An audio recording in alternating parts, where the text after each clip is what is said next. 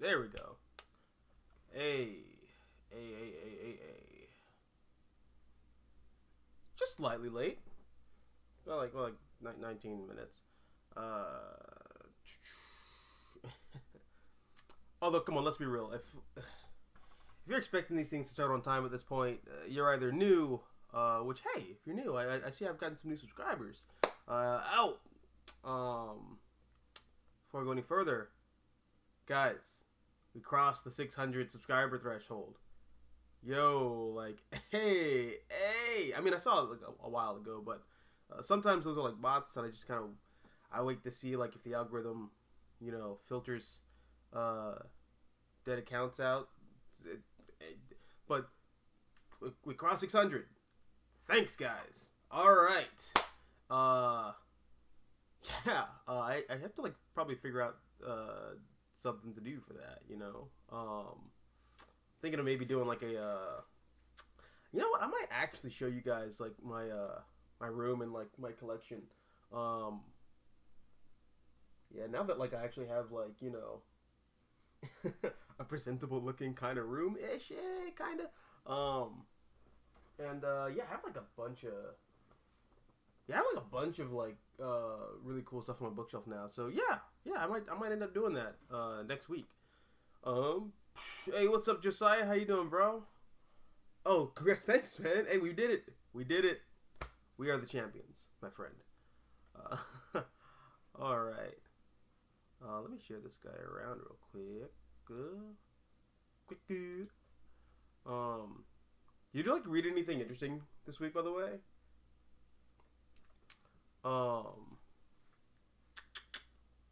Yeah, it was honestly kind of a light week. I'm gonna be honest about it.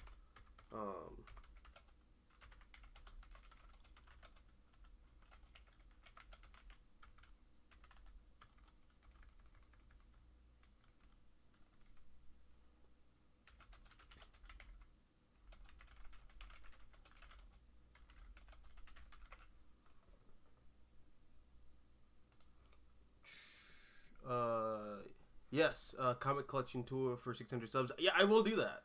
In fact, I'm going to call it that. The 600 subscriber comic collection tour. Oh, man.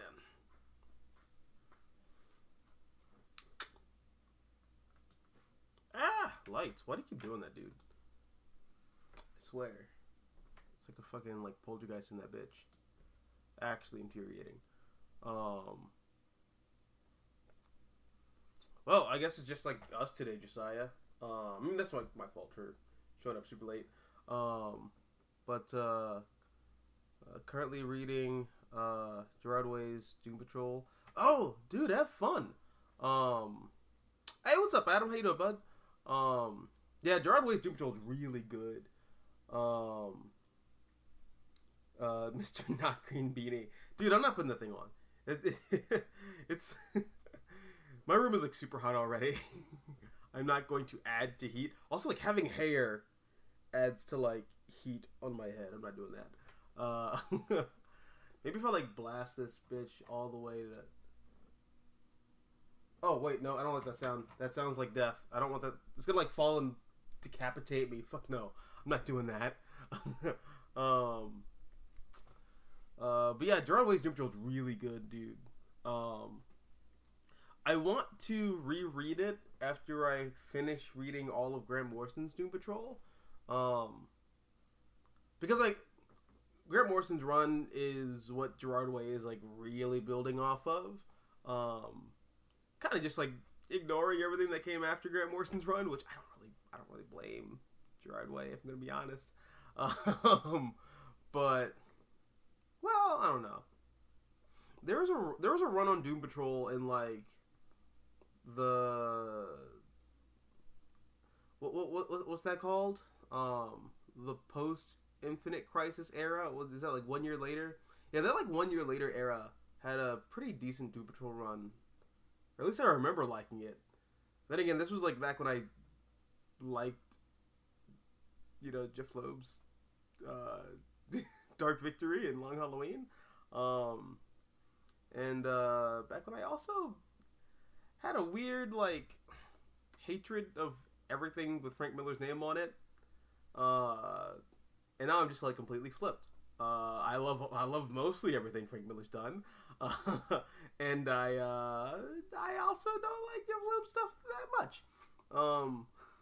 Weird how getting older can affect the way you read comics. But I remember at the time liking that Doom Patrol run. I think that might have been like a Dan DiDio book. I mean, I have the internet like right in front of me. I'm just gonna check. Doom Patrol. Thanks, Danny. I'm just gonna call it the light day because like it's Danny to the street. Just blinks whenever the fuck it wants to.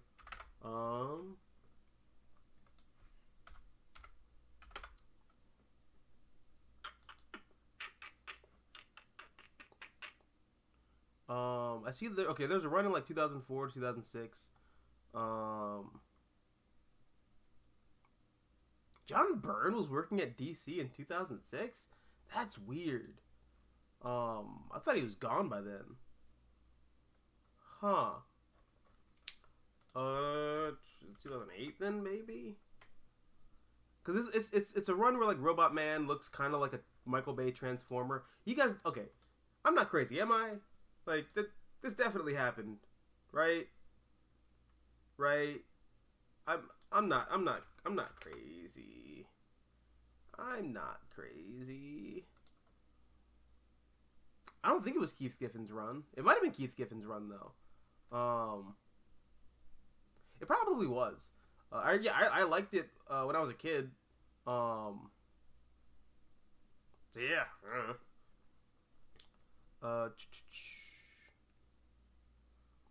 Adam says making a good Doom Patrol run in the past 30 years. That is quite a difficult feat. I respect anyone who tried. This is where I saw John's falling off. Yeah. Although, here's the thing. I know everyone like kind of just sees me as like the consummate Jeff Johns shitter, but I really respect the hell out of Jeff Johns for trying to take the DC universe, which by its nature is like a patchwork of various mythologies that somewhat kind of contradict each other just by the nature of their world building respectively, and fuse them together and make a semi-cohesive universe out of it. I respect him for trying, just like I respect Marv Wolfman and George Perez for trying in the 80s. Although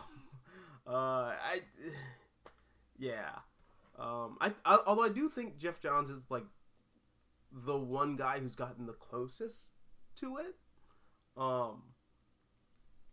because I'm in the minority here.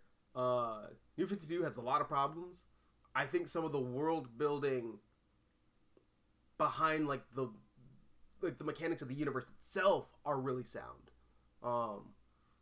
And one of the big things that I really like about Jeff Johns' reinterpretation of the DC universe is Niles Caulder kind of being like this like shit for brains mad scientist who's trying to just jump onto the superhero bandwagon because that's what everybody's doing at that point in time in the DC universe. I think that's a really interesting idea.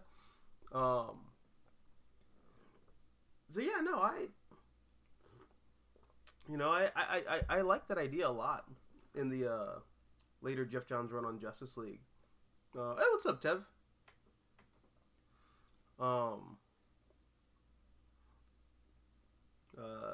Silver Age Doom Patrol is great too. Do you like the show? I do like the show. I like the show a lot. The show made me want to go back and read some Silver Age Doom Patrol. I know the creator of the Doom Patrol, whose name I can't remember. It's not. I'm gonna go out on a limb and say it's Gardner Fox, but I doubt it's Gardner Fox. Gardner Fox created a lot of stuff in DC. He gets like nowhere near as much credit as I think he should. Arnold Drake, Bob Haney, and Bruno Premiani.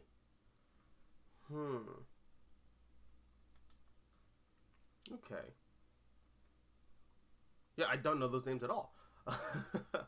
um. Hmm.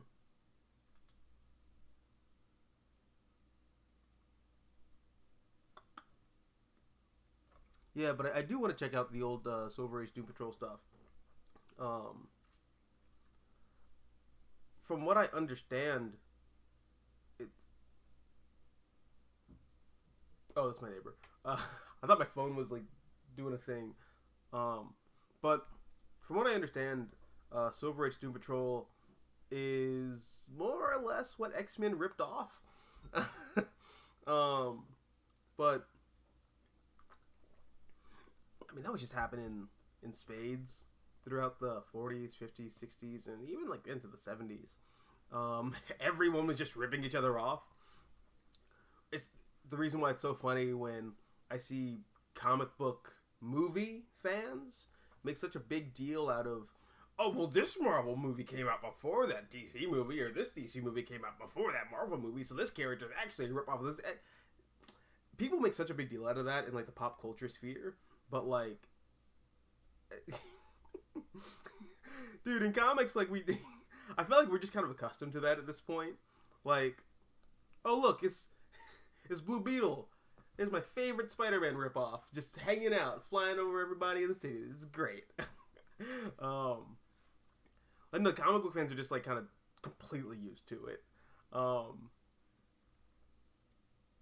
it's funny when like rip-off ideas kind of take other rip-off ideas and then make better ideas out of the things they're ripping off. I always thought that was like fascinating. Like how Aquaman's like a better, more fleshed out version of Namor. But then you get to like some of the weird stuff with like Hickman in his Fantastic Four run, where Hickman further fleshes out the mythology behind Atlantis, and now I'm in a weird point now where I think that the version of Atlantis because Atlantis is just like the name that everyone who lives underwater calls the ocean in the Marvel Universe. I'm like more invested in that version of the Atlantean mythology than DC's at this point. It's so weird. It's absolutely bizarre. But yeah, that's always like a kind of a weird trip for me, seeing like pop culture fans freak out about, rip this thing off like that. So it's cool. I don't give a shit.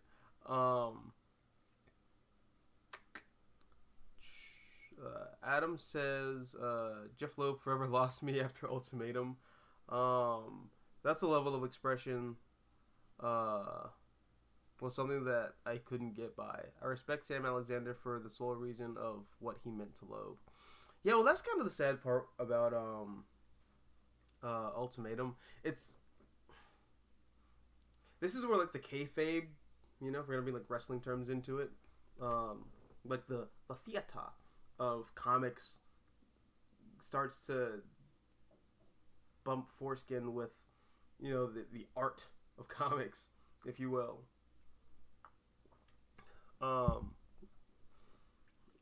So Jeff Loeb experienced like a just horrific tragedy, and as I understand it, as it's kind of been like told, Ultimatum was more or less just Jeff Loeb venting. And on the one hand, it's irritating because he kind of just he irreparably broke the Ultimate Universe. And I think some really interesting stories came out of Jeff Loeb's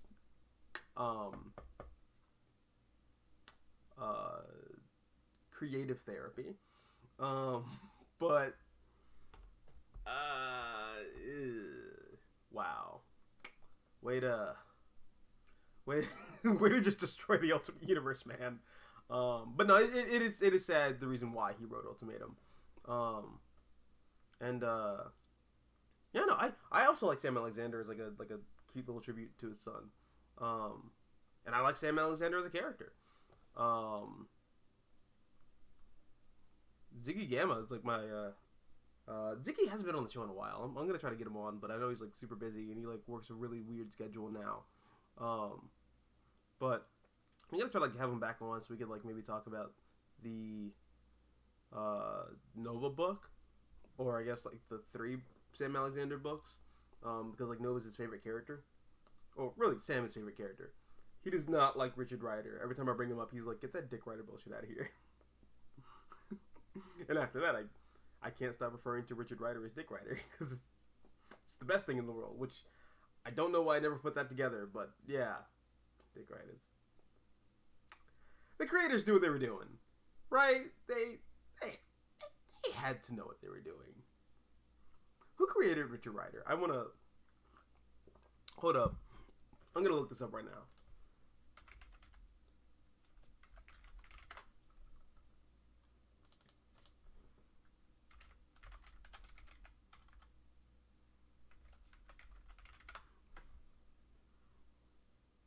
Marv Wolfman created Nova? Really? Wait, Nova goes back to the 70s? Oh, weird. I thought Nova was like a... Oh, man. I thought Nova was like a weird, like, 90s thing. Bizarre. But yeah, Marv Wolfman, Salby Shima. Wait, who the fuck else? It was,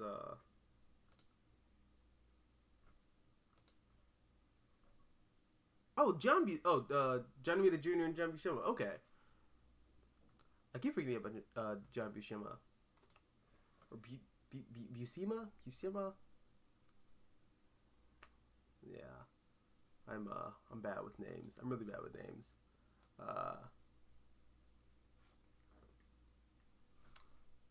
They know what they're doing.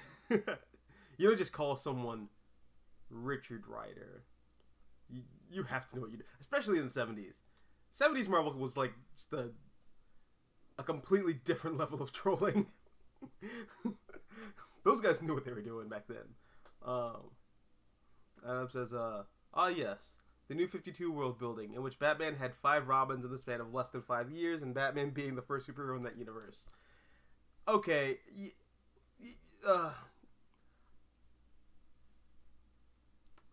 Batman withstanding.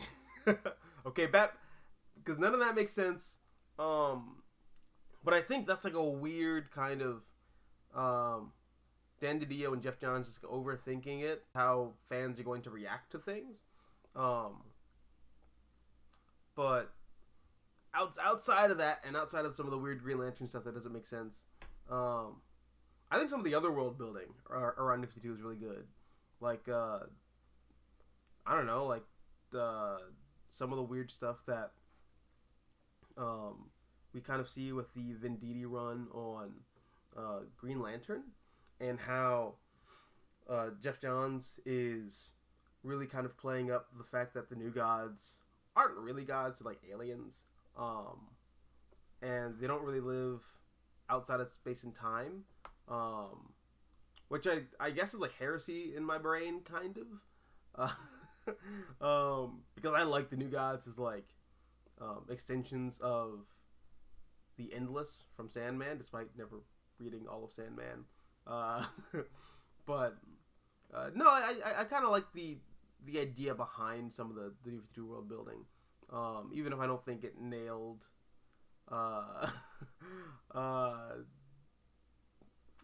it didn't work 100% of the time, but I appreciate the attempt. You know, is what I'm trying to say, I guess. But yeah, that whole thing where like Batman had like 5 Robins in 5 years, that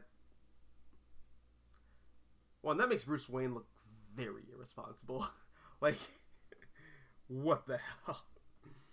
Also, that kind of takes away from like the legacy of I don't know, the DC universe.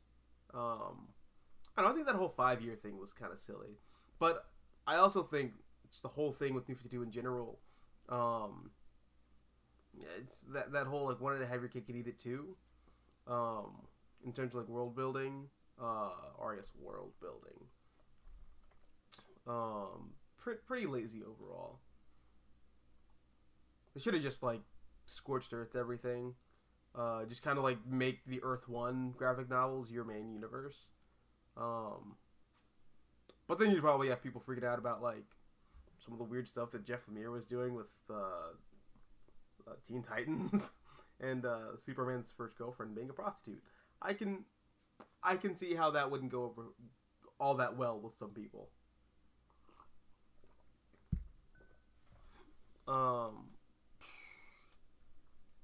Also, yes, Kyle Rayner getting completely shadowed on again is depressing. So how do you feel about Flashpoint Beyond? Because I find the story to be super confusing. Well, you're reading it. I'm not. I'm not doing it. Flashpoint is moons ago. I'm not reading that crap. Stream says Rachel Pollack's run on Doom Patrol. It's a run that is a good successor to Morrison. Pollack is the first trans writer to work in mainstream comics and created one of the first trans characters in DC Comics. Huh. Well, I didn't know Rachel Pollack was trans. I knew they were like LGBT. Or I assume they were based off of what I saw on Twitter back when I used to be on Twitter. But let me see. Rachel Pollack, Doom Patrol.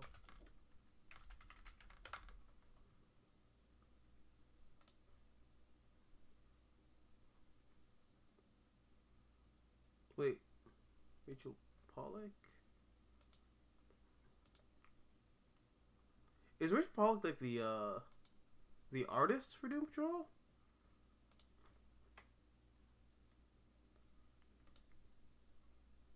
Wait, when did this come out?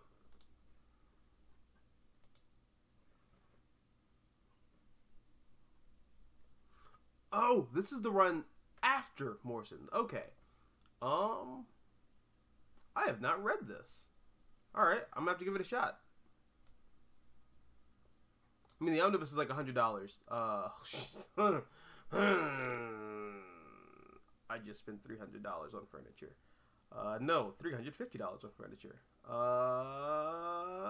I'm gonna Christmas myself that one. Yeah, that's my plan. After I Christmas myself Grant Morrison's Doom Patrol.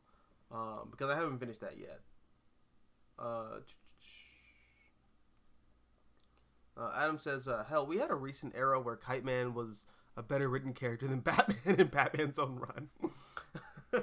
Oh, man. Dude, that Tom King run is so weird. Christ almighty. I was a super simp for Tom King's run on Batman too. Like, you remember? Like, I think my videos are still up. I'm just gargling Tom King all the way. And I still stand by my videos. You know, I still really like I Am Gotham. I still really like I Am Suicide. I still really like I Am Bane. I really like Rules of Engagement. And I like The Wedding. I think issue 50 is legitimately really good. My problem with Tom King's run is that after the Mr. Freeze arc, which is like 12 Angry Men, which I really like that. I like that story quite a bit. But once you get to the Nightmares arc, that's where it really feels like Tom King is starting to slurp himself a bit. He's starting to get a little self-indulgent. He's starting to be like, guys, I don't think you understand. Wait, he doesn't do this because he doesn't have hair. He doesn't have hair. He's bald. What do bald people do? Oh, guys, I don't think you understand. I'm Tom King. I'm brilliant. I won an Emmy. Wait, not an Emmy. Fuck, the other one. I won an Eisner. I'm Tom King. I'm super philosophical.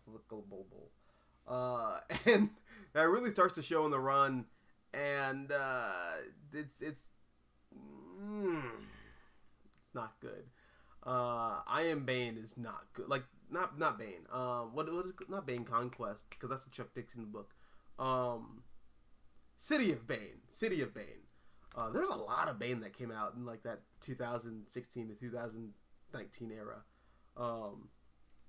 But yeah, no, like City of Bane was not good. I don't think any of that stuff with Thomas Wayne's Batman was good. I don't. Killing off Alfred was stupid. Just Tom King's run really falls apart for me. In like the final act, and it's such a shame because I think everything building up to it is legitimately good, and I like the ideas behind the payoff of what Tom King was going for. You know, I like the idea of Bruce Wayne ultimately rejecting the cynicism of his father, and it's that Batman Forever thing. You know, I'm not Batman because I have to be. I'm Batman because I choose to be. I think that idea is so fascinating. I think it really takes the character of Bruce Wayne and emotionally grows him. But the way it was executed was, how do I say this in a nice, delicate way? It's fucking stupid. It was bad. It's terrible. It sucked balls. It gargled monkey semen. It's bad. It's bad. But I have all of it. I have all of it because I'm a completionist. Yep, I do. Thankfully, the Chip Zdarsky run has been great so far. Which, hey, I guess I'll talk about the books I got this week. So, because I didn't do this yesterday when we actually had New Comic Book Day. First books like on my list are Batman by Chip Zdarsky.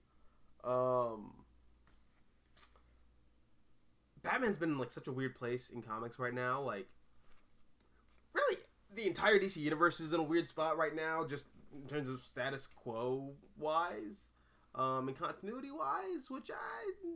DC's continuity is never something I want to think about actively because when I do, it makes my brain hurt. But I don't know, just not some of the status quos. Most of the status quos I think are like painfully stupid. Like, and I'll talk about Superman in a little bit, but I hate the status quo that Bendis leaves Superman with. I think it's dreadful. But I think Philip Kennedy Johnson's doing Philip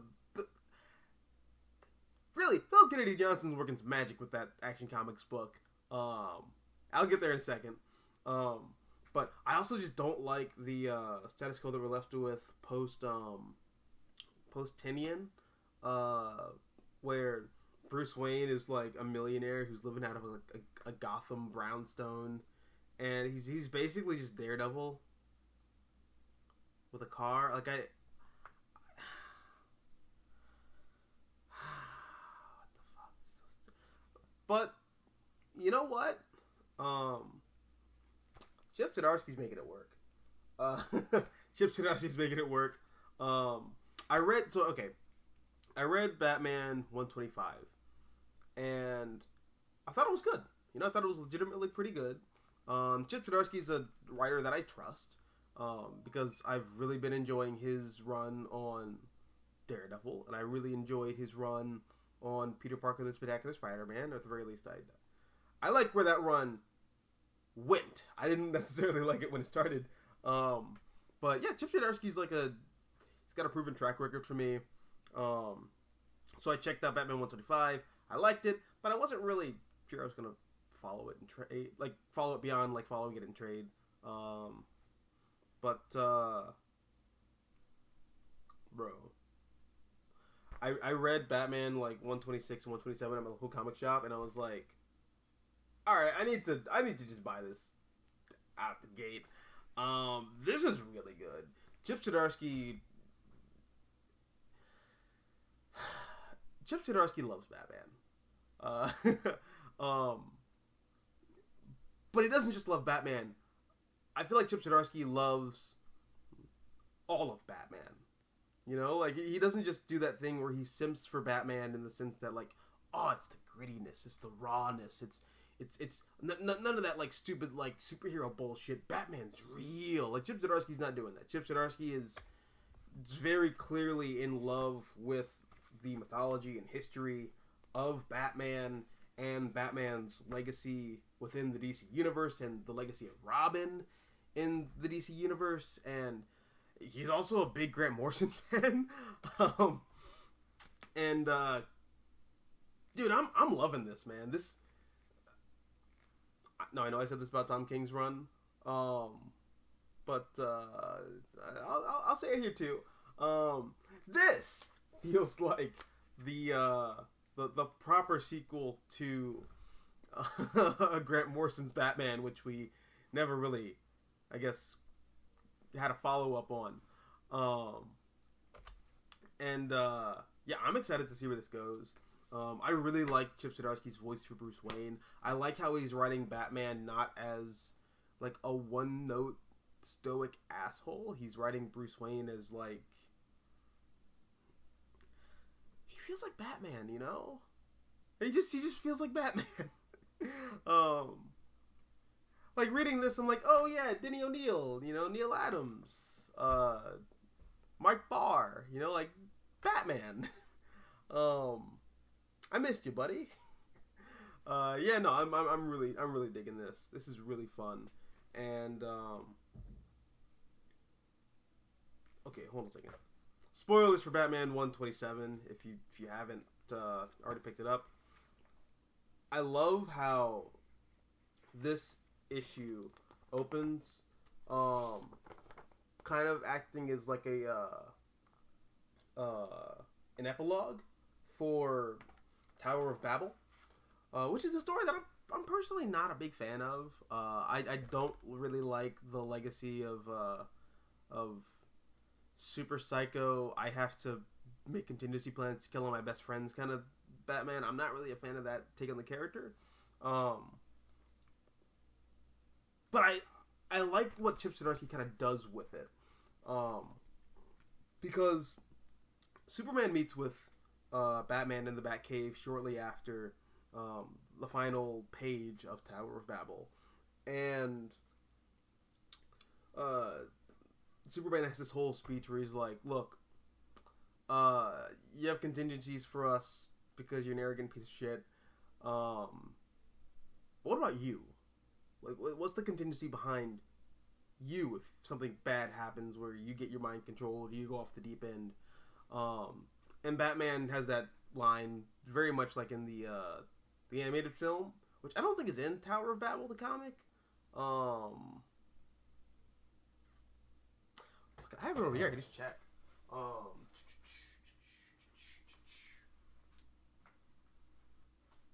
Alright. Let's see. Boom, I got it. I am gonna be like super nerdy right now and like actually kind of like check to see if it's here.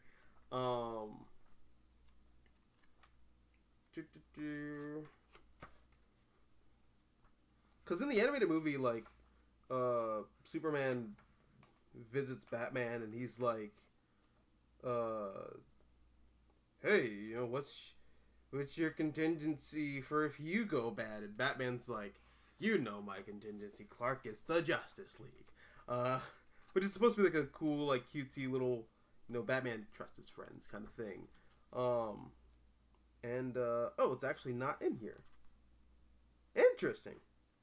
Okay. Oh, so that works even better. Because here, yeah, like the Justice League take a vote, and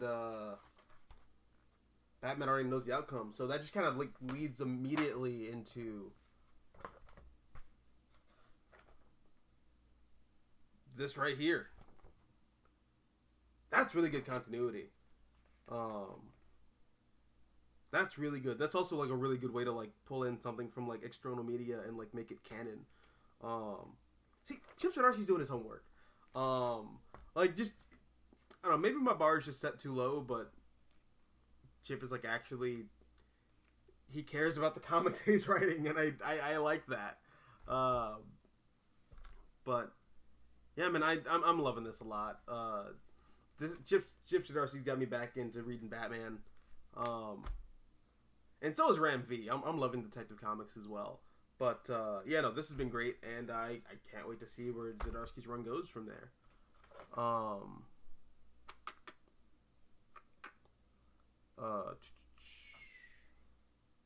Let me check some chats real quick.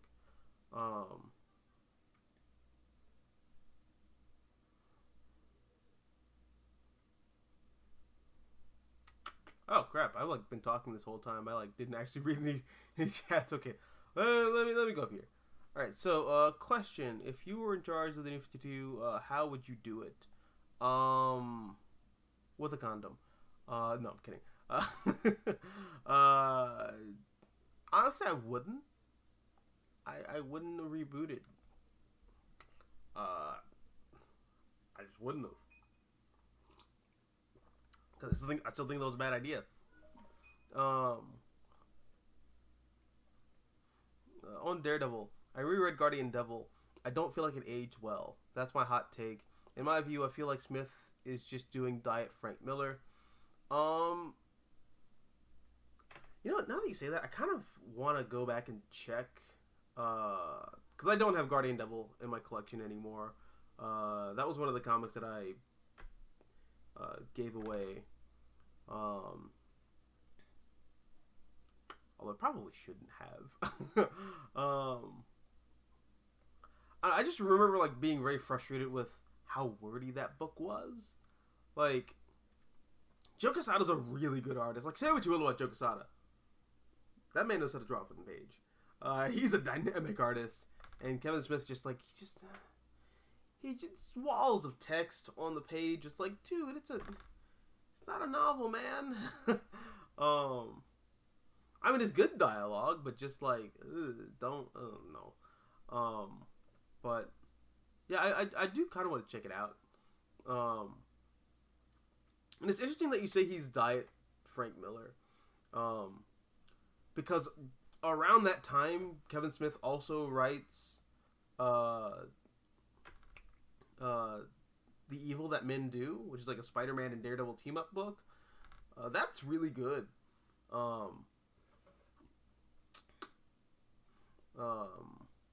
And like I really like Kevin Smith's voice for Matt in that story. But I have to check that out. I wonder if that's still in print. Because I know there's like a lot of stuff that's Daredevil related that's not in print right now that really should. Like Marvel just took Bendis' run on Daredevil out of print, which I don't know why they took Bendis' run on Daredevil out of print. That's like, okay. I'm trying to think of like an equivalent to that. That's like taking All-Star Superman out of print. Why would you ever do that? Why would you take the thing that everybody knows about Daredevil besides Born Again out of print? I don't get why Marvel does that sometimes, but yeah, I'll check and see if Guardian Devil's still in print because I want to check that out. Or like read it again at least. Toby says, question: if the Ultimate Marvel Universe did come back and did a crossover with the New 52, how would I do it? Okay. Are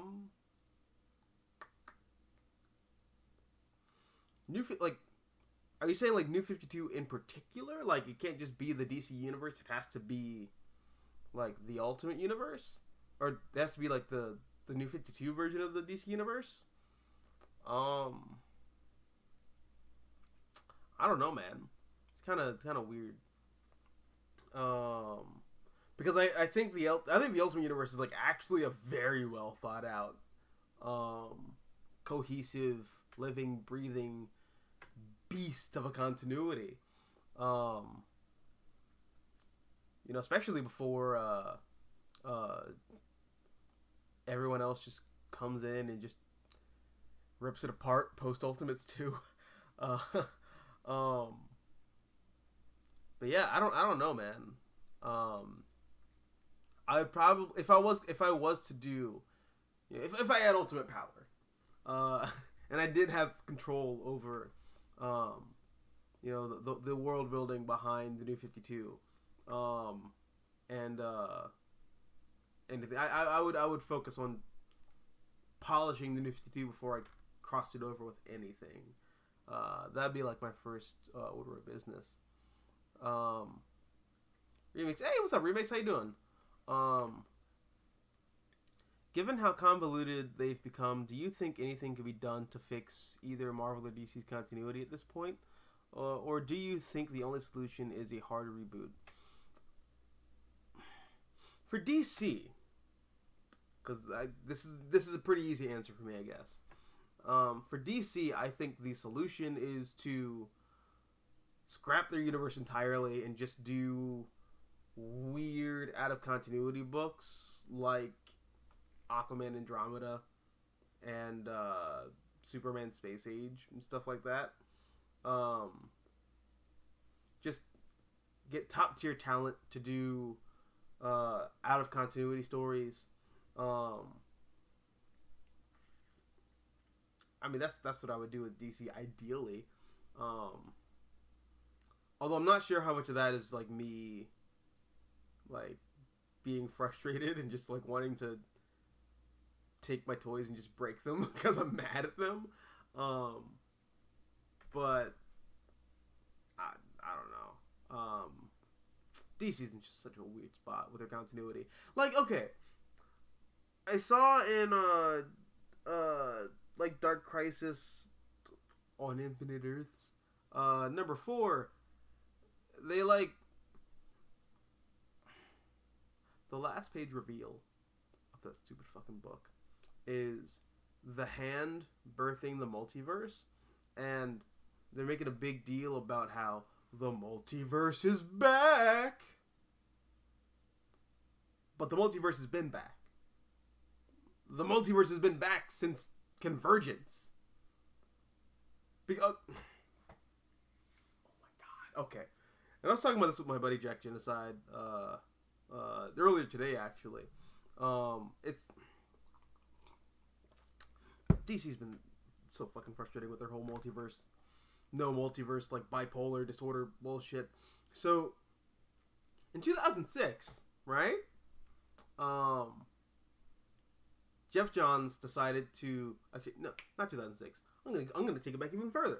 In 1986, we get Crisis on Infinite Earths, which takes the multiverse, which, for, I guess, all the editors at the time, they thought was just too confusing, and they wanted to make the universe more like Marvel.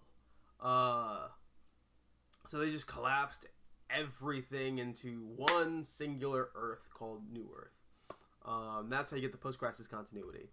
And then over time, writers and artists and editors who grew up with the multiverse are like, well, that's fucking stupid. Like, let's bring the multiverse back. So, I think Grant Morrison is the first person who does this in JLA Earth 2. Grant Morrison brings the multiverse back. And he kind of like brings back the Earth 3 continuity, but like does it in a way where it's like a counter Earth thing, where it's like, this is the Earth that was in like a perfect, rotation, not rotation, a perfect like revolution lock with the sun. So like we never knew about it, which that's not how science works, but sure. But yeah, from there the new multiverse is born, and we get another multiverse. And then Jeff Johns comes in and says, no, we're not doing that. And he collapses everything again in Infinite Crisis. Then Grant Morrison's like, oh, no, you fucking don't. Then he brings it back in Final Crisis. And then Jeff Johns says, what are you doing? No, you fucking don't tell me what to do. I'm going to do it again. So then we get Flashpoint, which collapses the multiverse again and makes the New 52 continuity. And then we get Convergence, which brings the multiverse back. And it's been back since like 2015.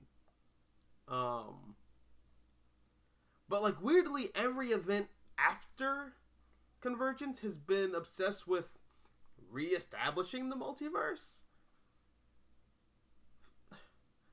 Guys, look, I have on good authority that editors at the big two aren't really editors anymore. They're more like brand managers. But can you at least fucking just try to act like an editor? You know, can you just try to keep track of your universe? Just try.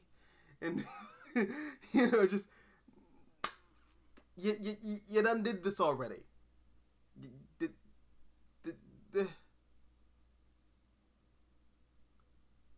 Dark Knight's death metal just ended. It's like one of the biggest events in the past, like, 5 years that DC's had, or... I say one of the biggest events because DC's had like 15 events the past like 10 years, but sure, whatever. But come on, man, we just covered this ground.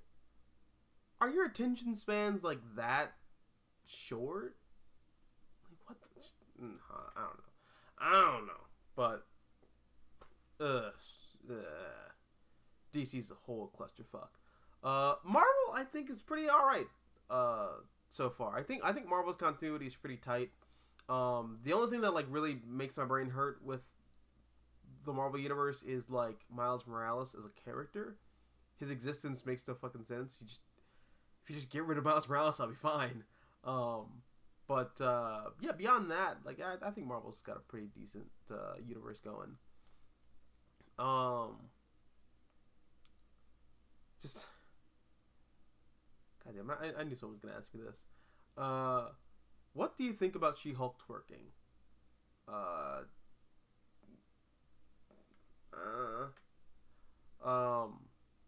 I think that's like episode 3. I haven't watched episode 3. Because, well, I gave She-Hulk like an honest try. I watched the first 2 episodes. It wasn't for me. Okay, here.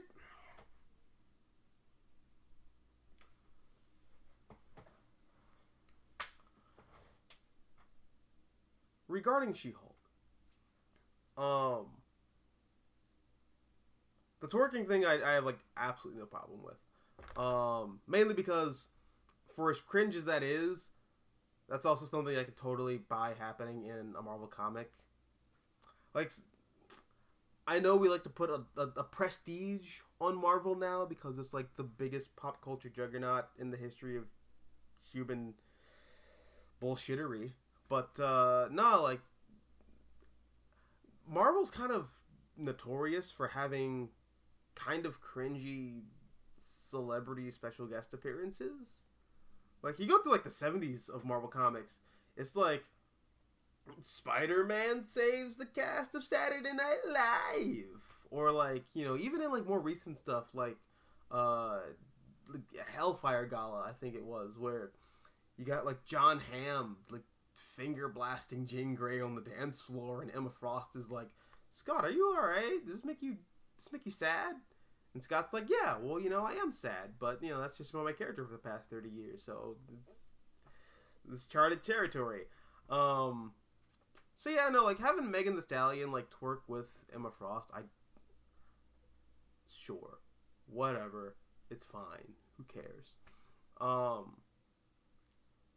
I guess my problem is just, like, everything else around She-Hulk. Like, I like She-Hulk as a character. I've always kind of liked She-Hulk. Not like in a love kind of sense. I always appreciated that she's there. Really just because I like the Fantastic Four, and She-Hulk is, in my eyes, always going to be a Fantastic Four character. Because that was my introduction to her through some of the comics that my dad has, as well as the criminally underrated Fantastic Four World's Greatest Superheroes animated series, which I think she shows up in like 2 episodes, or maybe it's just 1 episode. I don't remember. I haven't seen that show in a while, but yeah, I've always really like liked She-Hulk, and I don't know. I gave the show a shot, and it's just boring. Like, it doesn't feel inspired at all. It just kind of feels blah. Like, I think Moist Critical said it best. She-Hulk feels like a show written by AI. Like, that show doesn't feel like it was... It had the script touched by human hands. I feel like somebody went to, like, a giant fucking supercomputer and plugged in, like, beep, She-Hulk MCU 6-episode show. And the computer, like, went through a bunch of, like, Wikipedia pages and a bunch of Google images and just crapped out a script. And we have this, like, very soulless, blah kind of corporate product where here's the part where you laugh. Here is the part with drama. Undercut with another really bad, stupid joke. Like, that's the problem with the She-Hulk show. I think the She-Hulk show is just kind of boring, kind of generic.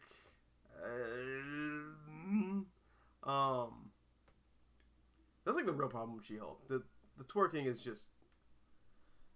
I feel like that's just people on the internet throwing a fucking bitch fit because, quite frankly, throwing a bitch fit on the internet is what gets you views. And views brings in ad revenue. So that's why a lot of people are like, SJW twerk shit, my penis hurt. And then you have people reacting to those people who are like, the conservative, mad, triggered. Ooh. I feel like I could do a whole video on all that. But I don't know. I'm like drained just like thinking about all that crap. Like, I don't know. Does the culture war like bullshit make anyone else tired? I don't know. I'm just like so emotionally drained with all that crap.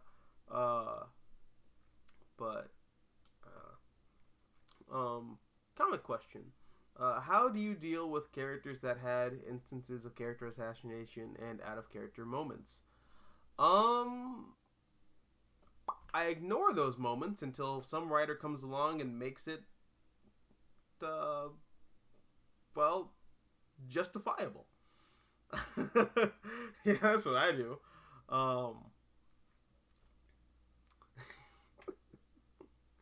Yeah, no, that's the only solution.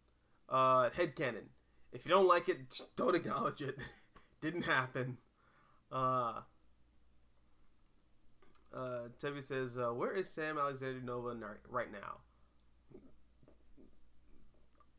Champions? If that's still a book? I don't know. Tevi, speaking of the New 52 in DCU, why do you think it actually failed?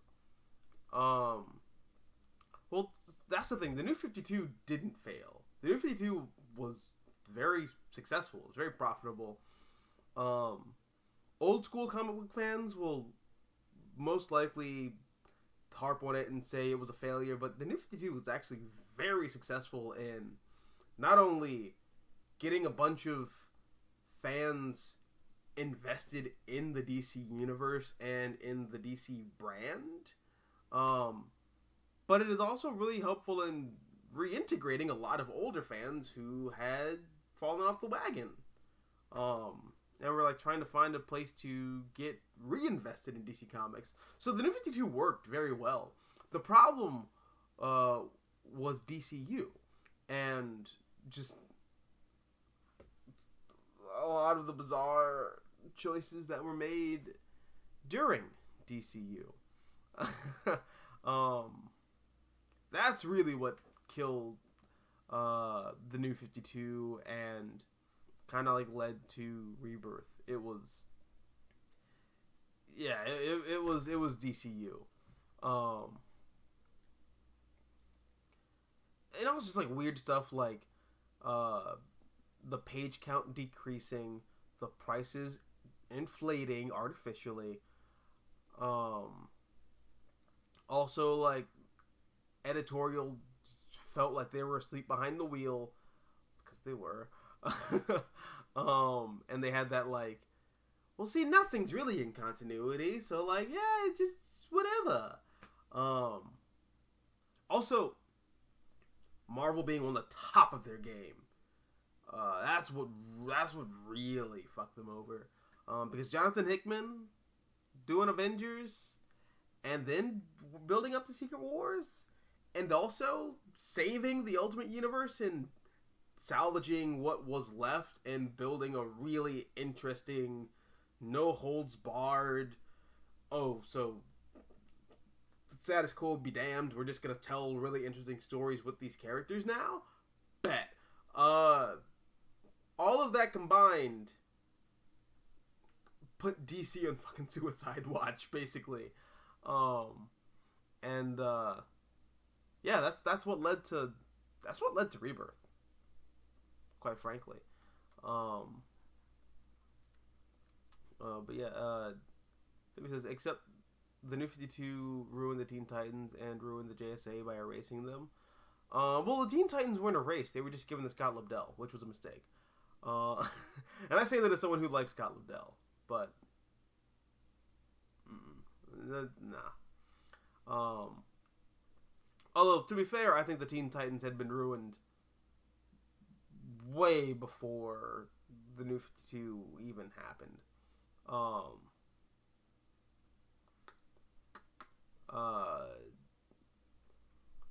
Adam says, fun fact, Marv Wolfman created Nova and admitted he based him off of Spider-Man, just like how Ron Mars created Kyle based off Peter, an extension of Spidey's legacy, weirdly saving cosmic stories. Weird. Although I guess not by modern standards, because Spider-Man's just kind of become a cosmic character at this point, which is the snake just, like, sucking its own tail down. Like, that's bizarre to think about. Who would have thought, okay, if you told me 10 years ago that there'd be a Spider-Man film where Peter Parker breaks the multiverse and he had to team up with interdimensional versions of himself from previous film franchises to stop the multiverse from collapsing. First of all, I would have punched you in the face. No, I would have pulled my pants down first, distracted you, and then punched you in the face, and then teabagged you while you were down, and said, "That's stupid. Who would make a movie like that?" And well, here we are, and that movie's made, and everyone loves it.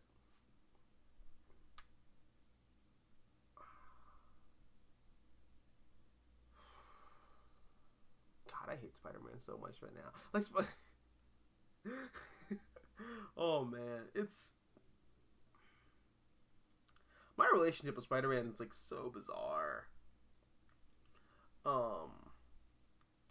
I remember when Grant Morrison got so much crap for making Talia al Ghul the villain of his Batman run, because everyone was like, Talia would never be evil and betray Bruce out of pure frustration because he's not how she like idealizes him. But no, that happens all the time in the real world. Love can turn into resentment very easily, and it happens way more than you think. It's the reason why, at least in the U.S., divorce rates are at 82% and rising. But yeah, no, I have that with Spider-Man. I want to love Spider-Man so hard, but I resent ever getting invested in this character at this point.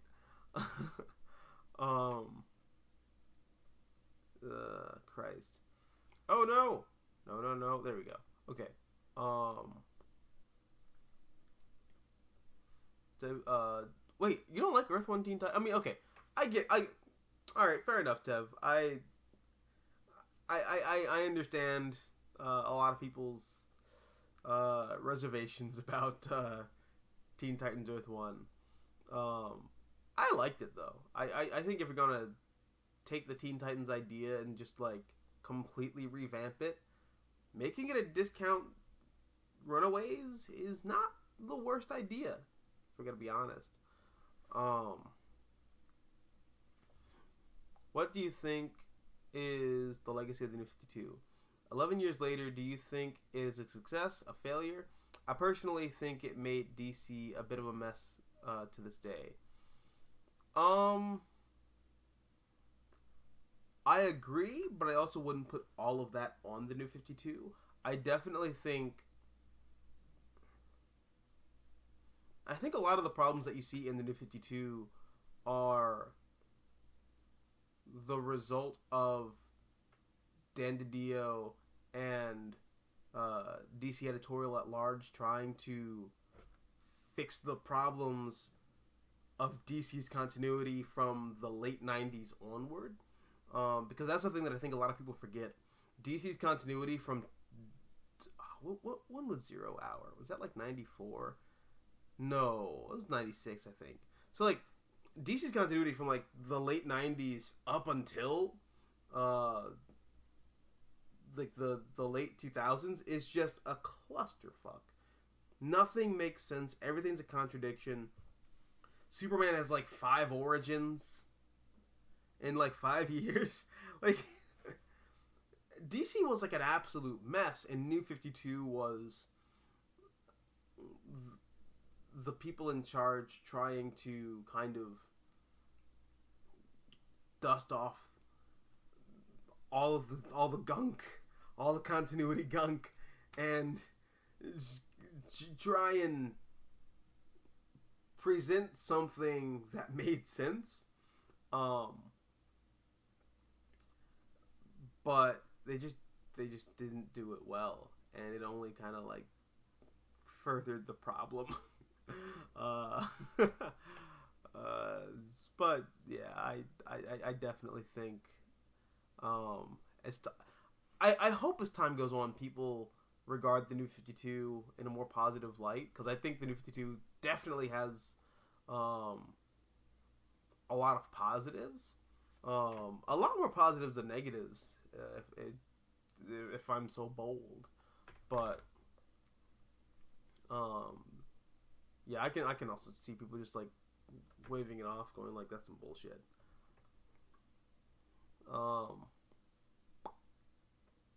What do you think of DC Rebirth versus the New 52, and which do you think was better?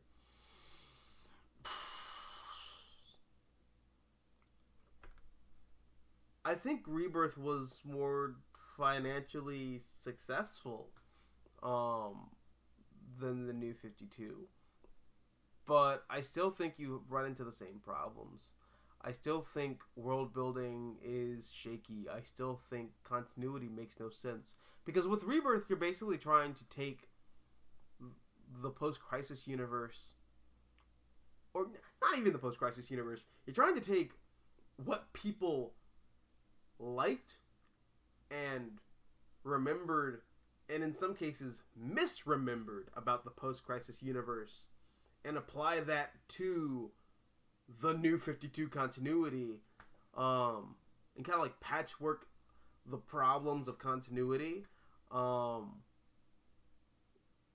But it's I don't know. Rebirth ultimately feels like a very lazy, I mean, a very well-intentioned love letter to DC Comics fans and the legacy of DC Comics, but ultimately still just kind of lazy.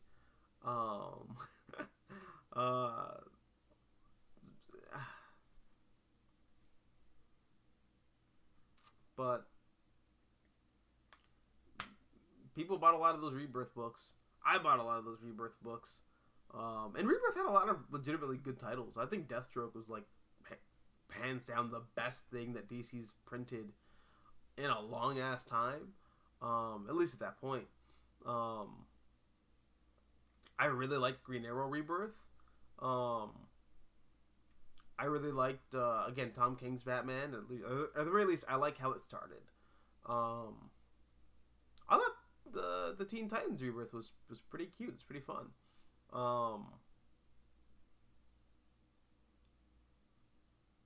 Yeah, no, like Rebirth had some pretty good titles. Um, but as for which one was better, I don't know. I guess for me personally, I'm always more willing to cut some slack for anyone trying to be daring.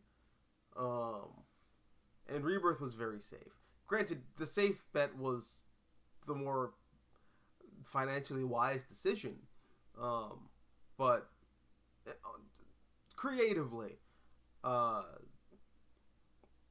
I gotta give New 52 some credit. So I guess I'll say New 52. um, Supreme Omega, X-Men hot take. I never liked Cyclops and Jean's marriage because how can you trust Scott being a faithful husband ever again after ditching Maddie and his son? Scott and Jean bring out the worst in each other. You're not the first person I've heard say that. Every time people say that, it makes me want to go back and read Claremont's X-Men. It's just the problem is I'd have to read all of Claremont's X-Men, and that's a fucking lot. I mean, Claremont's also just a very wordy writer. He just is. But I mean, I've also read like a lot of Bendis comics, so I guess I can get over that. Tomasi's Superman I thought was better than Tom King's Batman.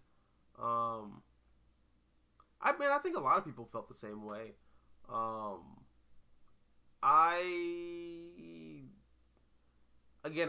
think Tomasi's Superman is fun. I think it's cute, despite inherently not liking the idea of Superman having children. I still don't like that idea. I don't like the idea of Clark Kent and Lois Lane reproducing. I don't like the idea of Superman having biological children. But that's just like my hang up from All-Star Superman. But I don't know. Again, it goes back to that thing with New 52 versus Rebirth. Personally, I'm always going to give the edge to someone who's trying something and trying to be daring. And I love Tom King's run on Batman. At the very least, I appreciate what he was going for in trying to be daring. Also, if I'm just going to be completely honest with myself, a large part of why I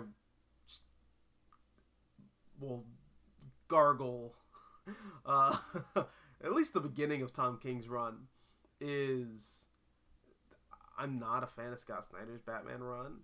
I love Scott Snyder. I think he's an amazing storyteller. I love all of his indie stuff so far. I love his run on Justice League. I really had a fun time with Superman Unchained. I just don't like his Batman. I don't like Scott Snyder's Batman. And I think part of the reason why I responded so well to Tom King's run was just that knee-jerk reaction of it's not Scott Snyder.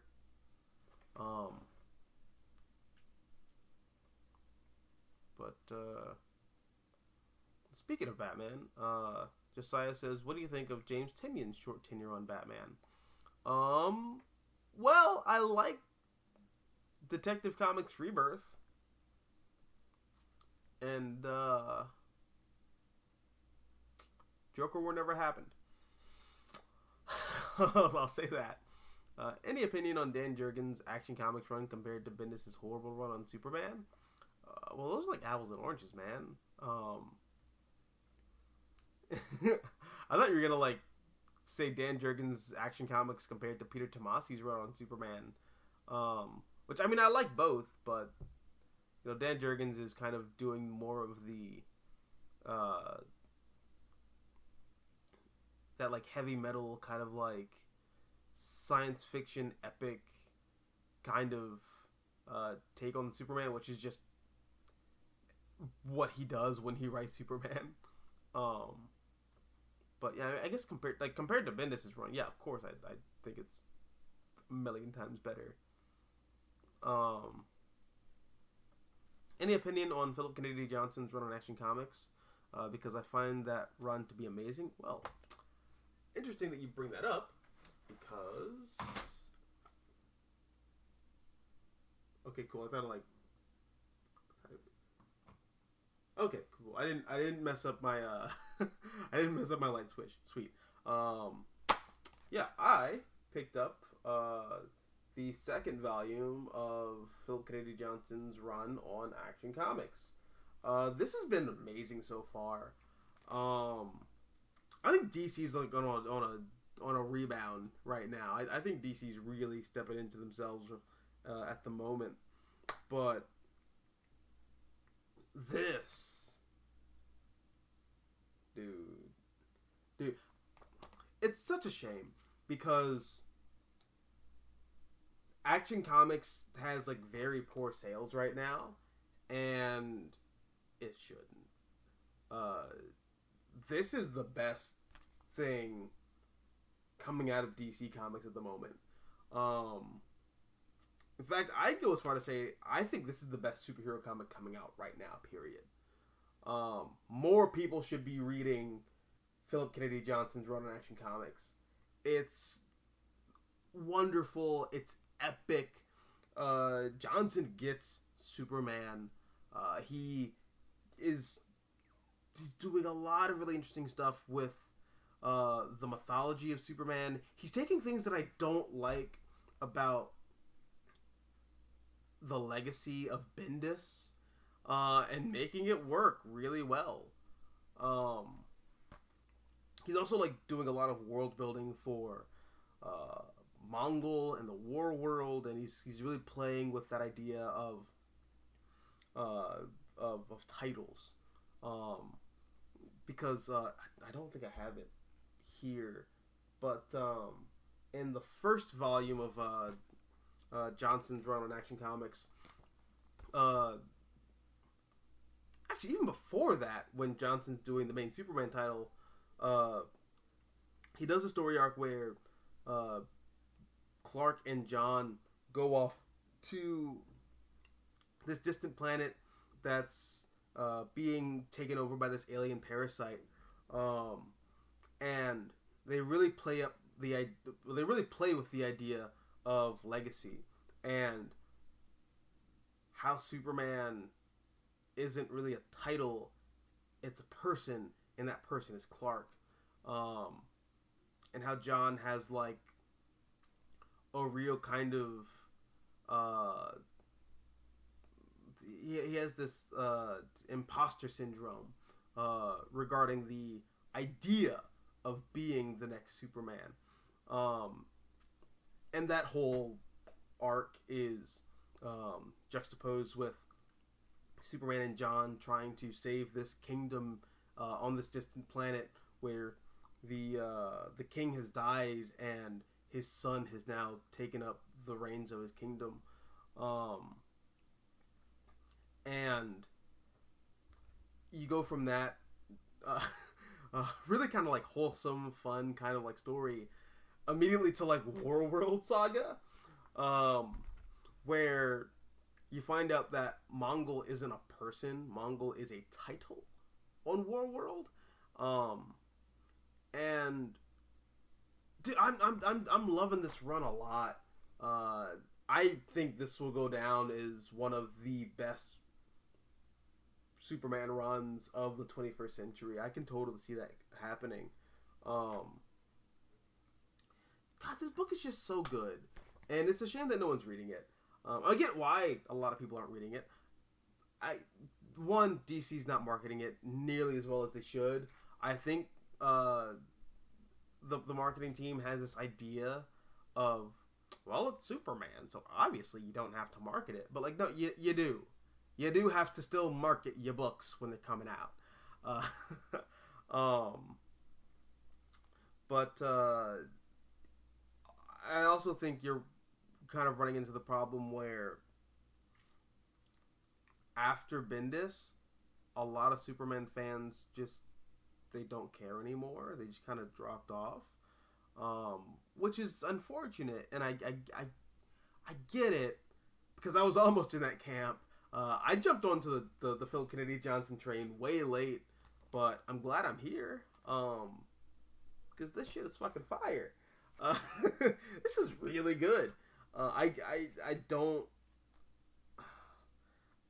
have enough positive things to say about it. Or let me take that back. I don't have. I can't really say anything super negative about this run. I can't say enough positive things about this series. That's what I meant to say. Again, much like the Chip Zdarsky Batman run, I really feel this feels like DC Comics gave the keys to the kingdom to someone who really had a Superman story just like in their bones, like just with a deep love and appreciation for the character, and now they're finally just expressing all of that love on the page, and it's here. Guys, read this book. Support this book. Show DC Comics that we like this, so we can get more of this, please. Because this is just fantastic. Also, hold on, just Riccardo Frederici's artwork is majestic. Like, this is glorious, dude. Riccardo Frederici is on par with like Dan Jurgens and Ed McGuinness and John Byrne and George Perez as far as the legacy of Superman artists is concerned for me. His artwork is just so gorgeous. God, it's so good. And also the other artists in here, Daniel Sampierre. Dude, this is fun. Look how metal this shit is, dude. Like it's amazing. If you're not reading this book, you're missing out. You're really missing out. This book is fantastic. I love it. I'm so excited for Kal-El Returns. I think Action Comics 1050 comes out next month. God, I can't wait. I'm so excited. For the longest time, I was dreading having Superman come back to Earth and deal with the public identity and all that crap. But I'm interested to see what Philip Kennedy Johnson has in store. Because he said he wants to like flesh out Metropolis in the same way that Frank Miller fleshed out Gotham in the 80s, and that really excites me. He also said he wants to do something with Metallo, and I'm fascinated by that.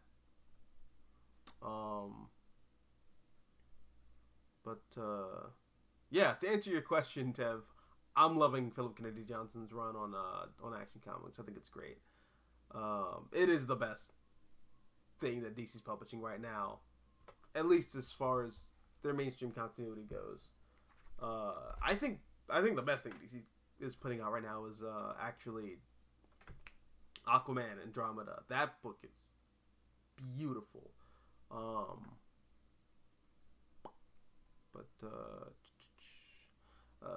Supreme says, on Bendis, have you read his earlier indie work like Jinx and Powers? Not many people really talk about that era of Bendis. I've read Powers. I have not read Jinx. And I've read a little bit of Sam and Twitch, although I'm not sure if like, does that count? Because that's like McFarlane. That's like a McFarlane universe kind of thing, right? Because those are all like McFarlane characters. I think Sam and Twitch first show up in Spawn, but of what little of Sam and Twitch I read, I really enjoyed. And it also makes complete sense why Marvel picked him up to do Daredevil after that. Yeah, dude, old school Bendis was amazing. I don't know what the fuck happened. I don't know what happened. It's so weird. I went back and reread Alias. Oh, oops. Yeah, I went back and reread Alias for the first time in years. What the fuck? What? Where is that Bendis? What happened? What a shame, dude. What a shame.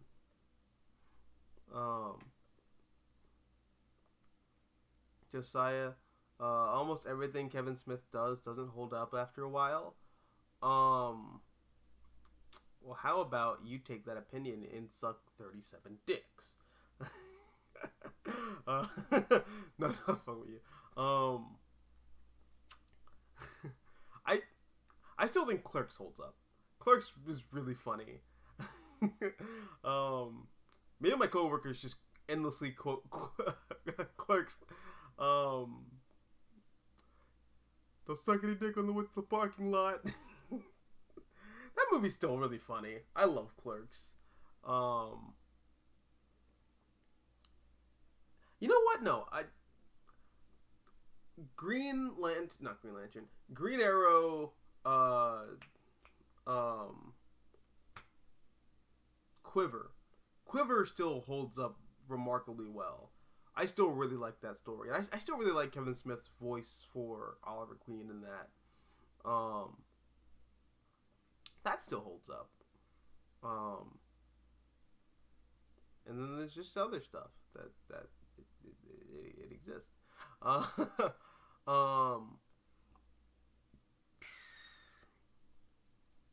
So he says it has to be similar to the Ultimate Universe because the New 52 could be separate universe. Yeah, I still don't know what to do with that. Yeah, I have no idea. How would you have the DC Universe cross over into the Ultimate Marvel Universe? I don't know, probably wouldn't. Because if I did, it would basically just be like JLA Avengers 2.0. Which I feel would be a little redundant. Because I'm not really sure how you could top JLA Avengers.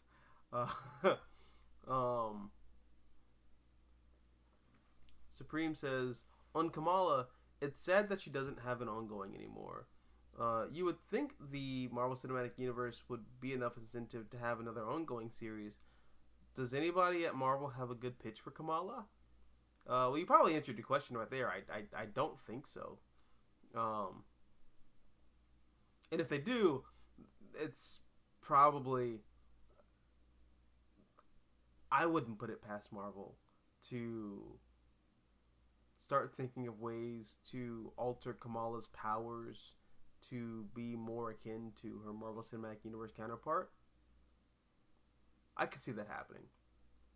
I hope that's not the case, but I could definitely see that happening. Tevia, Dark Crisis on Infinite Earths brought the multiverse back again. But nobody remembers Convergence. Yeah, well, that's like... I'm not going to go down that rabbit hole again. Yeah, the multiverse has been back. Editors, writers, Joshua Williamson, stop trying to bring it back after it's been back this whole time.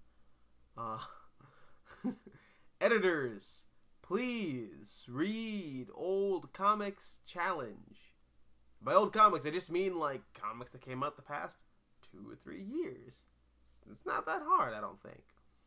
Or just YouTube. Valuable asset right there.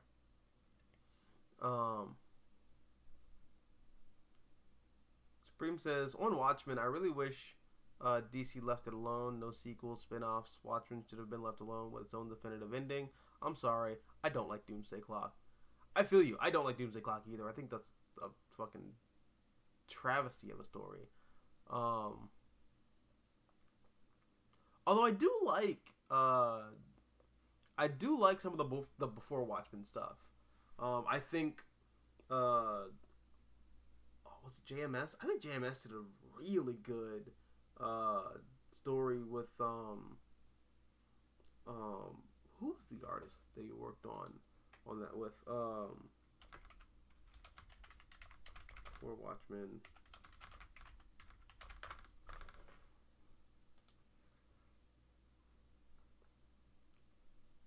Adam Hughes. Yeah, J. Michael Straczynski and Adam Hughes did an amazing job with Before Watchmen, Dr. Manhattan.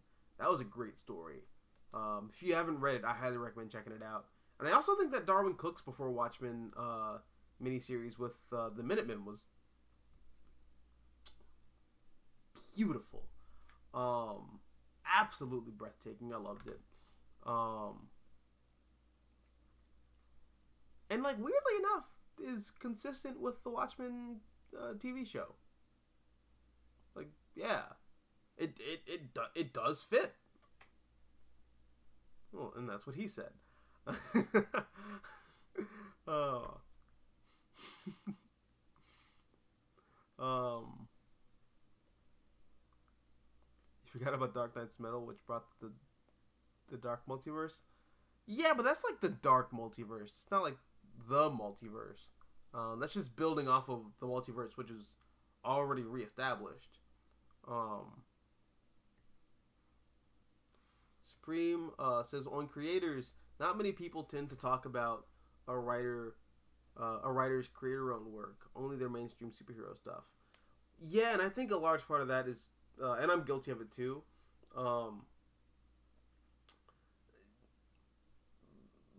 the Marvel DC stuff is the stuff that we tend to really kind of hype up because Marvel and DC are almost kind of seen as these like prestigious, corporations. Even though I think they're on like a hard quality decline and have been for the past decade and a half. But I don't know, it's a brand name thing, that's really what it comes down to, I think. But yeah, a lot of these creators have great creator-owned work.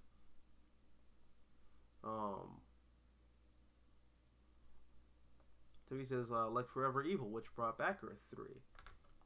Yeah, which is a book that I like to forget happened because it's just like the bargain bin version of JLA Earth 2.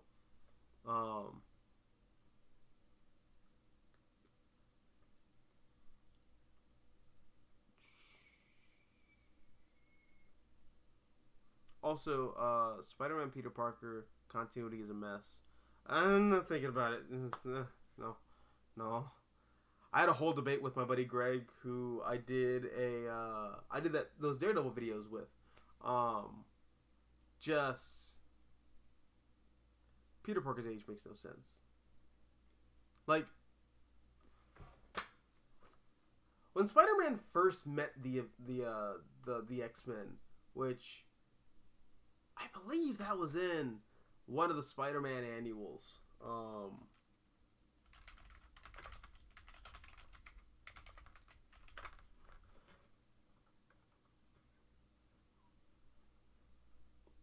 Oh no, that was in X-Men. That was in issue 35 of the X-Men. Okay. I don't know why I always remember that being a Spider-Man book. Maybe because Roy Thomas wrote it, and I just assumed that everything with Spider-Man and Roy Thomas in words. Because anything with Roy Thomas's name on it with Spider-Man involved, I just assume is a Spider-Man book. In that issue, Peter Parker is canonically older than the X-Men. Peter Parker is older than the X-Men in that issue. But when you look at contemporary Marvel Comics, the X-Men, like the first class of the X-Men at least, are significantly older than Peter Parker. Which makes no sense, but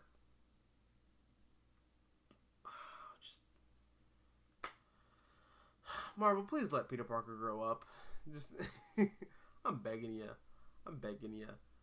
Continuity aside, just let the guy grow and change and evolve as a character.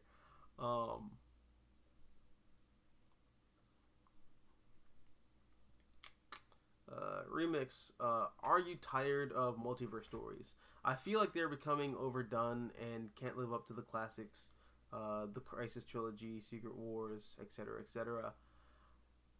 I agree. I definitely agree.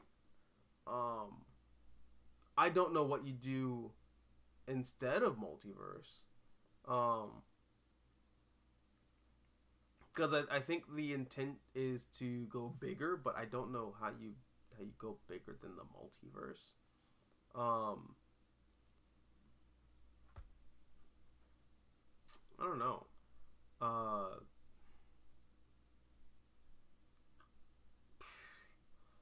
but I do need a break from the multiverse. I'm sick and tired of incursions. The universes are collapsing on them. Stop it, guys. Stop it. We we we we don't need to ring this bell any more than we've rung it in the past couple of years. It's over. Um, Debbie says, "Oh, Kevin Feige was in the Hellfire Gala." Um, yeah, he was. I keep forgetting that happened. Supreme Fantastic Four pitch. I feel like Reed and Sue should retire. The new lineup should be Johnny, Ben, Franklin, Valeria. I want Johnny to really step up as the team leader and utilize his untapped potential. Um, I could see that happening. Um, well, wait, hold on. I take that back. Um, I'll fight you on that a little bit. Um, Mainly because I I don't see the X Men, not the X Men. I don't see the Fantastic Four as superheroes, so there's nothing to retire from. The Fantastic Four are adventurers. They are scientists. They're explorers. They fight supervillains, yeah, but that's just occupational hazard. Um, but the Fantastic Four, they are a family of super scientist explorers. Um, Reed is going to die exploring the depths of existence. And Sue, because God help her, she's gonna be there right by his side when he does. Um, but yeah, no, I don't I don't see Reed and Sue like ever retiring. Um, as much as I just see the Fantastic Four ever expanding as a family. Kind of like how Hickman expanded the Fantastic Four in his run on that book. But I would like to see Johnny step up and take a more like I guess adult role on the team. But Hickman does some of that in his run on Fantastic Four. He does like grow Johnny up a little bit.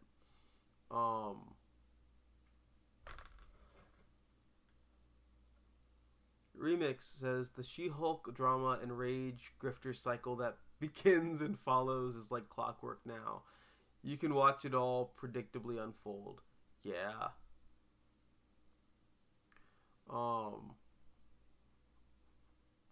Supreme said, for me, Graduation Day by Judd Winnick caused irreparable damage to the Teen Titans. Fans of both Devin Grayson's Titans and Peter David's Young Justice are still salty about that story. Yeah. And I've never read Graduation Day. I've read the stuff that unfolds out of Graduation Day. I've read Teen Titans. But I've never actually read Graduation Day, and I kind of dread reading it. I kind of don't want to check it out at all.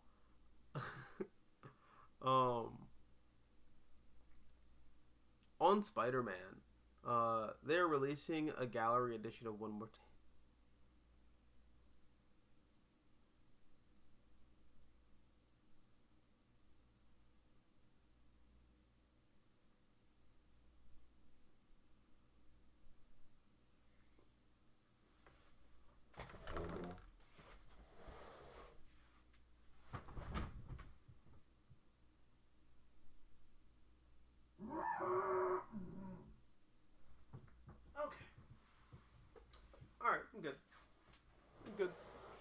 I'm good. I'm okay. I'm okay. Let's try that again. On Spider-Man, they are releasing a gallery edition of One More Day. Marvel still hasn't released a reprinted collection of DeMatteis and Buscema's spectacular Spider-Man run, but they love to reprint One More Day.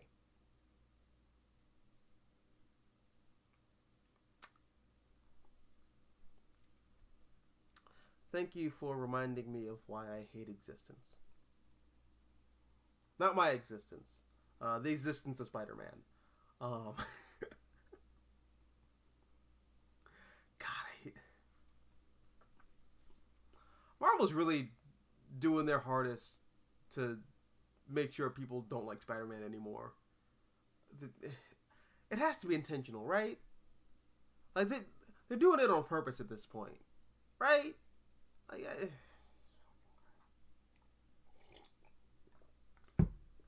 oh, God. Remix. Reading Claremont's X-Men is worth it if you have any interest. I read it about 10 years back over the course of a few months, and it was a great experience. Oh, okay. I'll check it out. Why? Who wants a gallery edition of One More Day?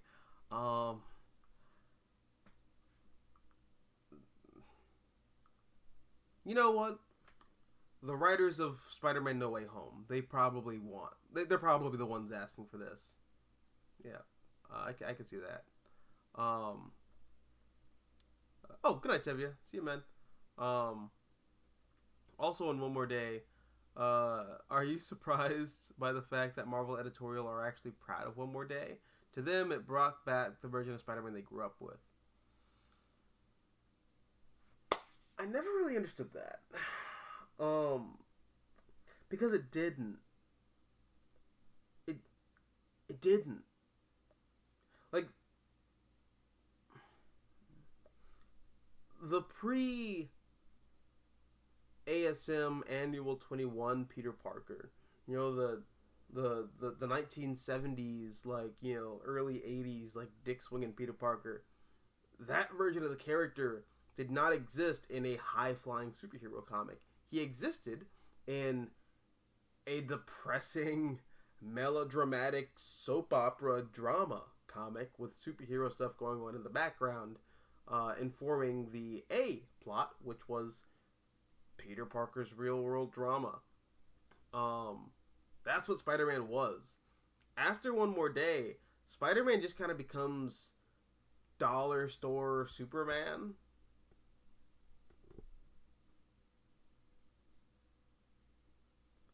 And Dan Slott, like, really solidified that.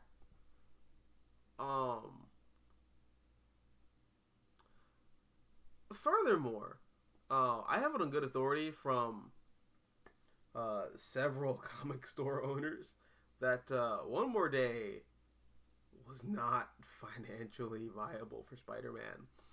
In the same way that Superman sales were slashed and never fully recovered after the death of Superman, Spider-Man sales saw the exact same outcome.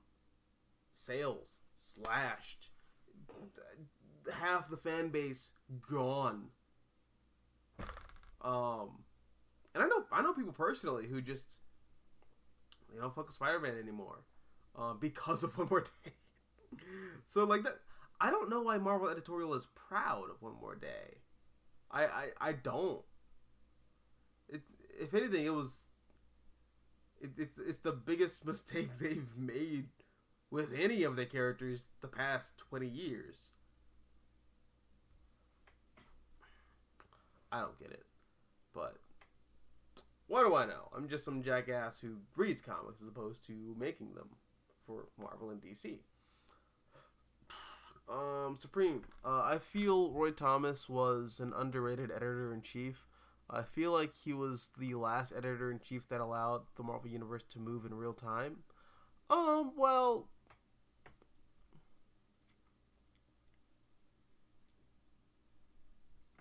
hold on. I'm gonna double check. Jim Shooter. Because I know Jim Shooter is editor from the he's an editor in the early '80s. But I let me see. Okay, so 76. Jim Shooter is made the assistant editor and writer. And in 1978, he became the editor in chief. Okay, I still think the Marvel Universe is flowing in like a sort of real time kind of vibe. By the time you get to the Jim Shooter era, because Jim Shooter he leaves Marvel in like the late 80s, and I still think in that like late 70s to like mid 80s like decade, like half a decade era, you're still seeing significant character growth.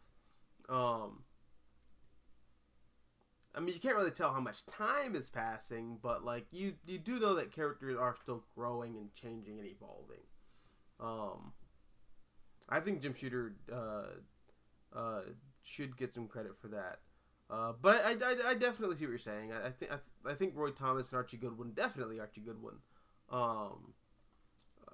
get kind of overlooked in that regard. Tevia, any opinion on Jeremy Adams' Flash book? Because I think that series has been doing Wally West Flash justice. I like it a lot. I got the first trade. I talked about it over on I think episode 27 of Let's Talk Comics. Yeah, I'm liking it a lot. I got the first trade. I'm having fun with it. Supreme. Also, Roy Thomas, when he was editor-in-chief, had a nice balance of continuity, order, and deadlines, while still allowing creatives to really follow the muse. Just look at the weird stuff that Jim Starlin and Steve Gerber did. I know that name, Steve Gerber.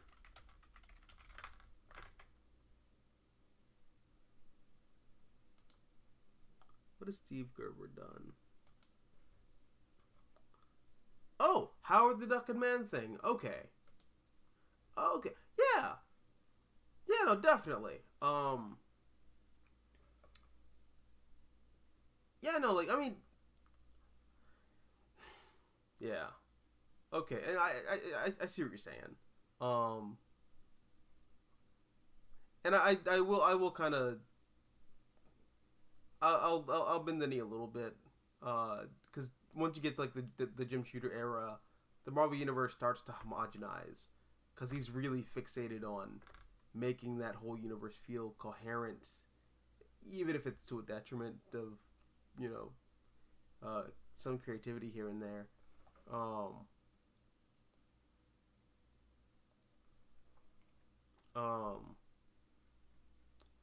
With Wolfman's tenure as editor-in-chief in 1975, Marvel started to adopt the sliding timescale,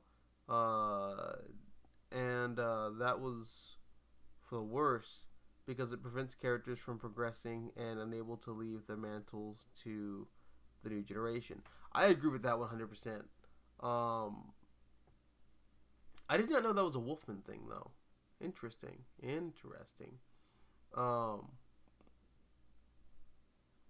1973 is when the Marvel Universe stopped moving in real time, although they stopped referencing the actual dates around the end of Jim Shooter's time in 1989.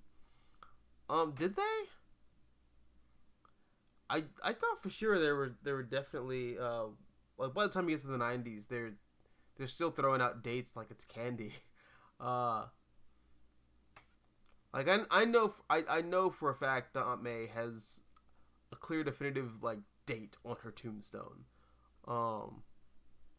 which if you looked at it now, she'd be like 150 years old. But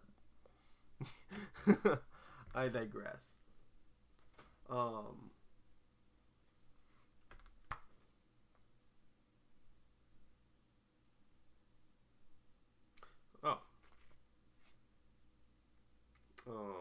I also picked this up, by the way. Um, I haven't checked this out yet, but I like issue 1 a lot. It's been a very DC heavy week for me. Um, who's the artist on this? Oh, Doc Shaner.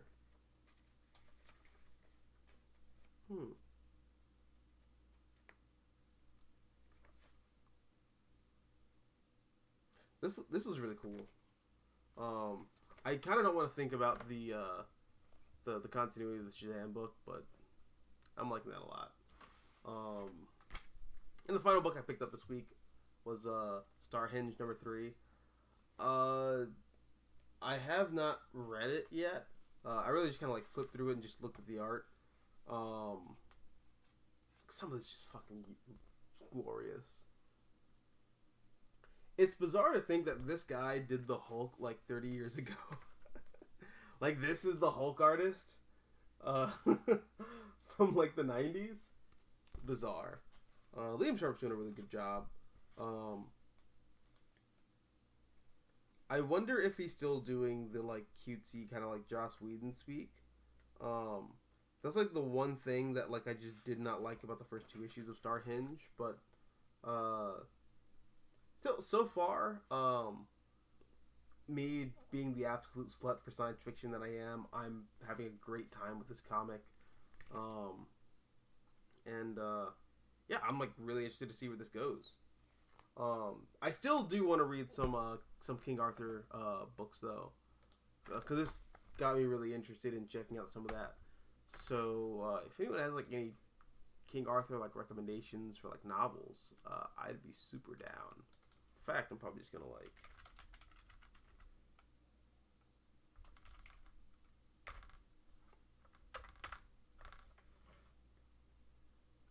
Um.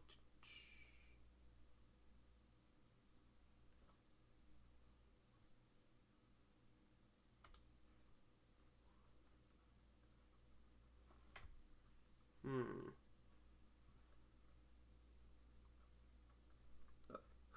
You're probably gonna see this like next week, but my bookshelf is like full of comics, but also like weird like mythology crap that nobody cares about. I'm like a nerd for mythology, which is perfect because I got into comics that way. Um, oh, Supreme says actually sales declined in the late '70s. Marvel when they tried to enforce the sliding time scale in the first time. When Shooter became editor-in-chief, he was all about tight characterization and continuity. Sales rose again. Yeah. Jim Shooter, man, he's a fucking thug, but the trains ran on time. Supreme says also in Jim Shooter, for me, his big 3 mistakes, in my view, is approving Jean Grey's resurrection. Yeah.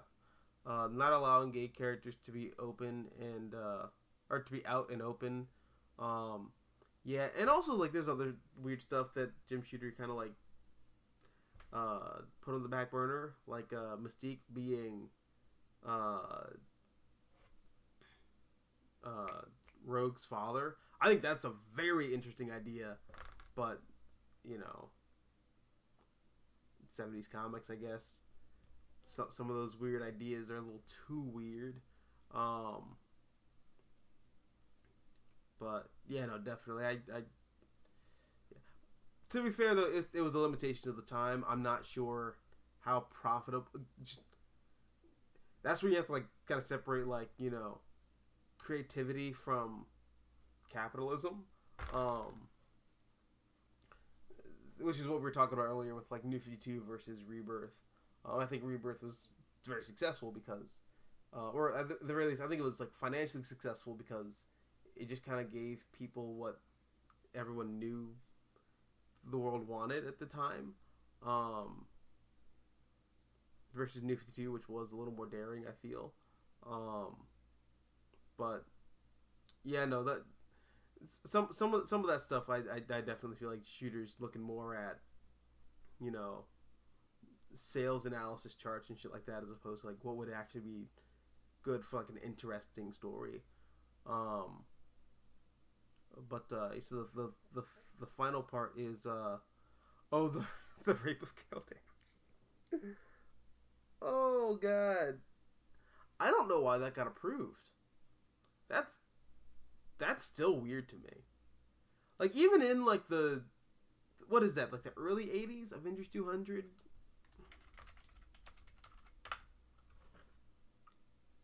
Okay, it's like 1980.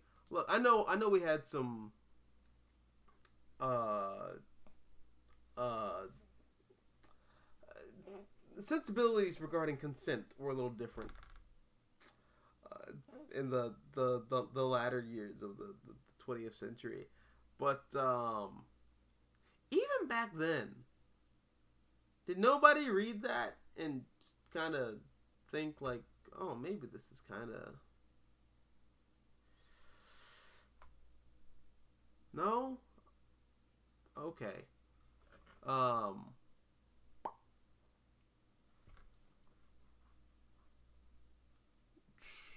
Remix says, I hope Weed and Speak can go away for a while in movies and TV. It was fun in the early 2000s, but the MCU... Yeah, the MCU alone has had so much of bad knockoff Weed and Speak the past couple of years. Yeah. And it's in comics real hard, too. That's like the thing that kind of takes away from this, I feel. I love Liam Sharp. I think Liam Sharp's an amazing artist. And I think Liam Sharp's a really good storyteller. I like the story that he's telling, at least with the first 2 issues that I've read so far of Starhenge. But some of those like narration boxes where he's being like super quirky and super cutesy. He's like, oh, all that like timey-wimey mumbo jumbo, and ooh, do I have a serious scene right here? Let me undercut it with like a silly joke. Liam, please stop. Please stop. I'm begging you to stop. Don't do that. And you see it a lot in superhero comics too. I really like Scott Snyder's Justice League for the most part, but Jesus Christ, it's such a discount Marvel movie. God, it's just some of the dialogue is grating in that at points. But yeah, I don't know. I would like for that Weed and Speak to go away for a little while. And Hero completely. It's get rid of it. Supreme Omega. I know you love post-crisis Superman, but I feel Death of Superman was kind of a mistake. Max Landis was right. That event truly broke the concept of death in superhero comics. Yeah, no, that's kind of the thing. Okay, well, I'll say this. I really like post-crisis Superman. I don't necessarily like the death of Superman, the event,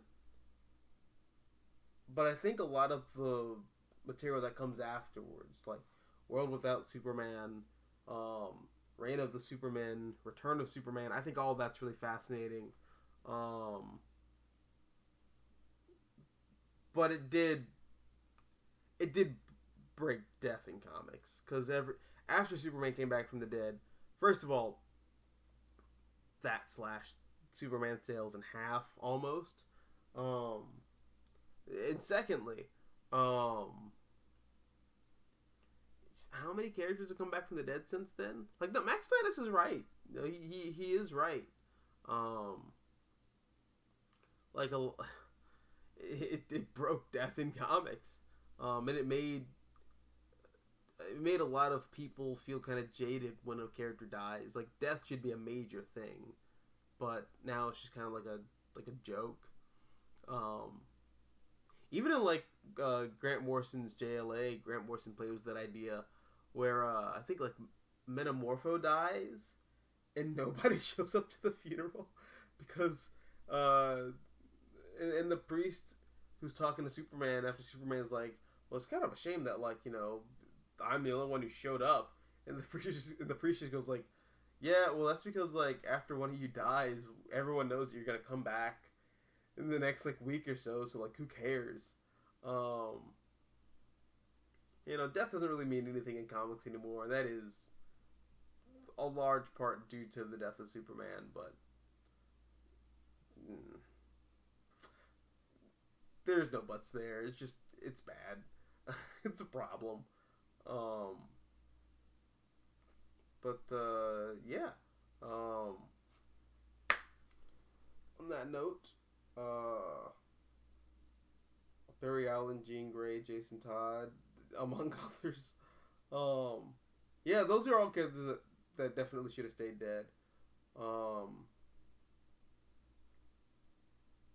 They were better as symbols for what other characters.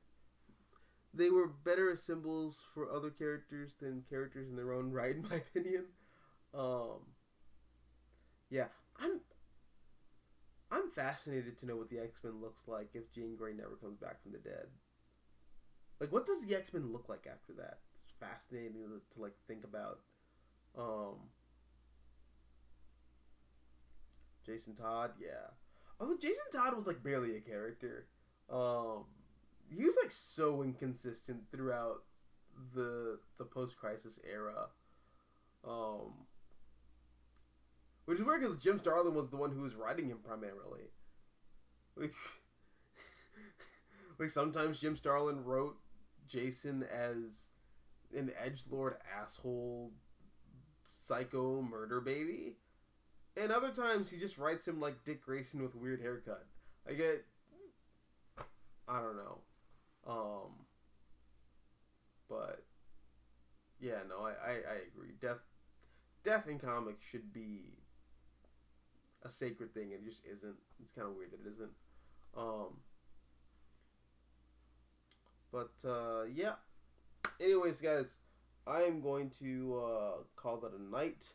I'm gonna go to bed, and I'm going to finish getting my room in order so I can show you what my room looks like next week. Alright guys, thanks for watching, thanks for coming by. Thanks for getting us to like over 600 subscribers. That's like really cool. I'm like really grateful for that. Yeah, I can't thank you guys enough. We did it. Lo hicimos. We did it. Alright guys, hasta la vista, good night, or good morning, whichever it is. I don't know. Adios, nachos, adios.